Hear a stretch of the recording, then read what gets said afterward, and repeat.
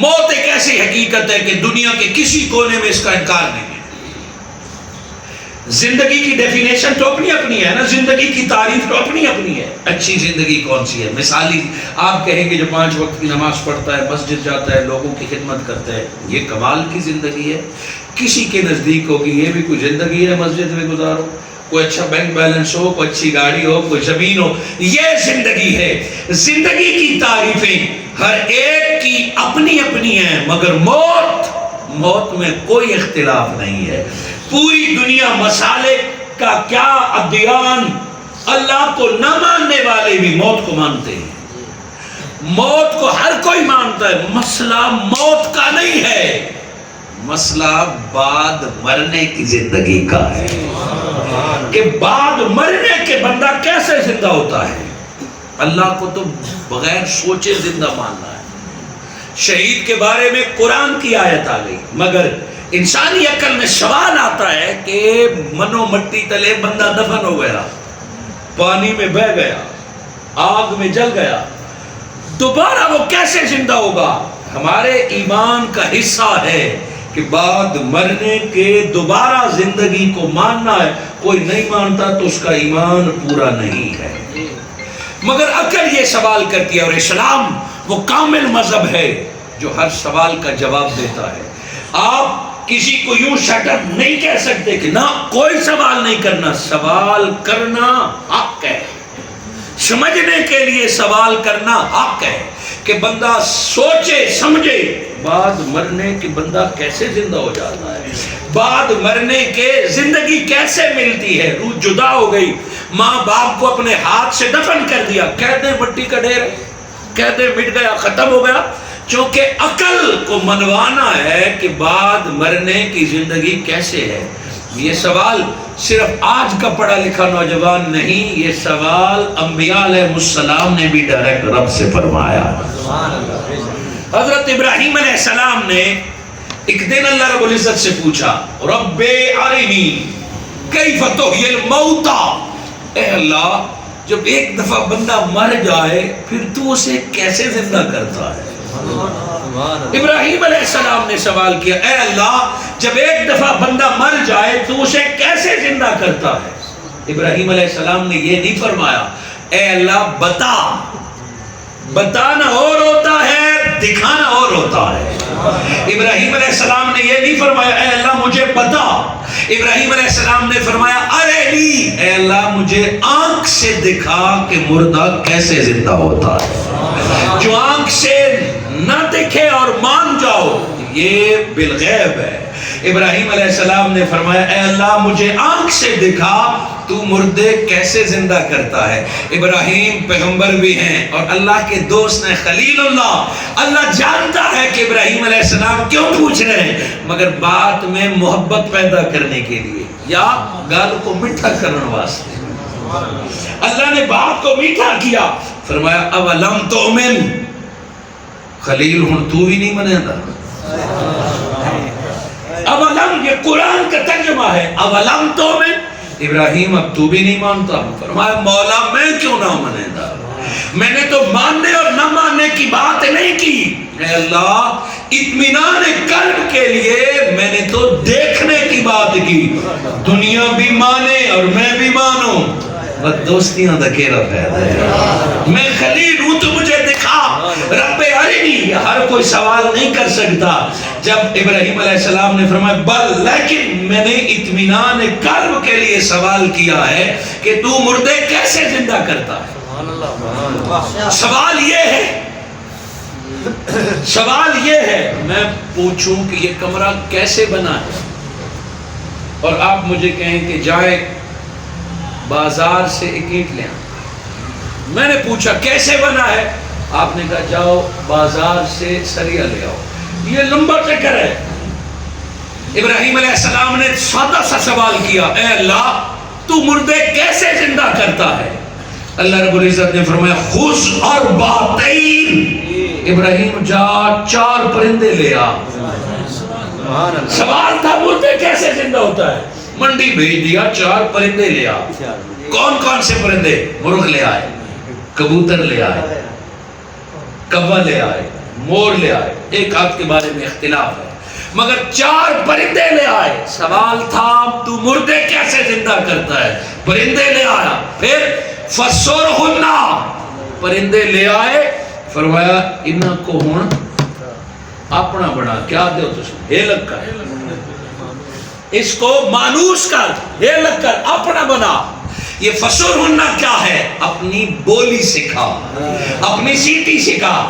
1000 بندے سیٹی بجاتے رہیں، تیتر نہیں بولتا، مگر اپنا مالک ذرا سا اشارہ کرے تیتر بولنا شروع ہو جاتا. یہ ہے بولی پہ چلانا. پرندوں ہے مگر مالک کی بولی سمجھتا ہے. فرمایا فسرہن، پیارے انہیں اپنی بولی سکھا. اپنے ہاتھ سے دانا دیتے، اپنا آتی. وہ وقت آ گیا کہ ابراہیم علیہ السلام کو پرندوں سے اور پرندوں کو ابراہیم علیہ السلام سے انس ہو گیا ہے. ابراہیم علیہ السلام اپنے پرندوں کو اور پرندے ابراہیم علیہ السلام کو جاننے اور پہچاننے لگے. جب دوستی پکی ہو گئی، جب پہچاننے لگے، ابراہیم علیہ السلام جہاں بیٹھتے ہوتے مرغ کو بلاتے، مرغ آ جاتا. کبوتر کو بلاتے، کبوتر آ جاتا. مور کو بلاتے، مور آ جاتا. سوال یہ تھا کہ اے اللہ تو مردے، ابراہیم کیا سوال تھا تیرا؟ اے اللہ تو مردے کیسے زندہ کرتا ہے؟ فرمایا چھری اٹھا اور ان پرندوں کو ذبح کر. جن پرندوں کو پالا، پوسا، دانا دیا، ان کو ذبح کر. ابراہیم علیہ السلام کو رب کا حکم تھا. ابراہیم تو وہ خلیل ہیں کہ فقط خواب پر بیٹے کی گردن پر چھری رکھ دی، ککڑ کے ریشے. بے اسماعیل کی گردن پر چھری رکھ دی. مرغ کیا چیز ہے؟ اللہ رب العزت نے حکم دیا چھری لے اور گردنیں کاٹ دے. دوستو ادھر دیکھیے، ابراہیم علیہ السلام نے چھری پھیری، گردن کٹ گئی، ذبح ہو گئے. سوال کا جواب کا وقت آ گیا. ابراہیم علیہ السلام نے پوچھا تھا اللہ تو مردے کیسے زندہ کرتا ہے؟ کہا چھری لے کاٹ. وقت آ گیا ابراہیم، تین تکو چھوڑے نا، مر گئے. کن کہہ کے رب حکم دیتا، بتائیے گردن جڑ جاتے کہ نہ جڑ جاتے؟ سوال تو اتنا ہی تھا نا کہ کیف تحیی الموتیٰ. مرغ مر گیا چھری پھیرنے سے. ابراہیم تو نے مار دیا نا. رب کن کہہ کے سوال کا جواب اسی وقت دیا جا سکتا تھا، مگر بات علم کی نہیں تھی، بات اطمینان قلب کی تھی. ارے فقط جواب دینا ایک اور بات ہے اور دل کو مطمئن کرنا ایک اور بات ہے. اللہ رب العزت نے حکم سے گردن کاٹ دی، مگر رب نے نہ جوڑی. اب فرمایا ابراہیم چھری لے اور ان کے جز کر، ٹکڑے ٹکڑے کر، قیمہ کر دے ان کا. ہاں اللہ اپنی طاقت دکھاتا ہے، ٹکڑے ٹکڑے جوڑے گا. سر اپنے پاس رکھ. ابراہیم علیہ السلام نے سر اپنے پاس رکھے اور باقی کے ٹکڑے ٹکڑے کر لیے، قیمے کر لیے. دوستو کوئی کہانی نہیں سنا رہا، کوئی بنی اسرائیل کی کمزور روایت نہیں سنا رہا، ڈائریکٹ قرآن سنا رہا. کہ اس کے ٹکڑے ٹکڑے کر. اچھا مولا، چھری اٹھائی، ٹوکا اٹھایا، ٹکڑے ٹکڑے کر دیا، جسے ہم قیمہ کہتے ہیں. قیمہ کر دیا. اب فرمایا چاروں پرندوں کا قیمہ کر کے مکس کر دے. سر اپنے پاس رکھ، چاروں کا قیمہ مکس کر دے. گویا رب طاقت دکھاتا ہے. اب اللہ کن فرمائے گا اور یہ پھر زندہ ہو جائیں گے، مگر نہیں. فرمایا یہ قیمہ لے اور آس پاس کے جبل، پہاڑ ہیں جو آس پاس کے، جا کے یہ قیمہ پہاڑوں پر گرا. ایک تو ہوتا ہے نا کہ گھر بار ساٹھ، کہا نہیں پہاڑوں پر گرا. کیا پہاڑوں میں کتے ہوتے ہیں، گیدڑ ہوتے ہیں، گرد ہوتی ہیں، چیلی ہوتے ہیں اور وہ بھوکے ہوتے ہیں. جاؤ اور یہ گوشت کے ٹکڑے پہاڑوں پہ گراؤ. وہ گرائے کا مولا. اب فرمایا ابراہیم پوچھا کیسے آئیو؟ سوال کے اے اللہ تو مردے کیسے زندہ کرتا ہے؟ میں تو قادر مطلق ہوں، میں تو مردے زندہ کرتا ہوں. اے ابراہیم جیسے زندگی میں اپنے مرغ کو بلاتا تھا، اب بلا کے دکھا.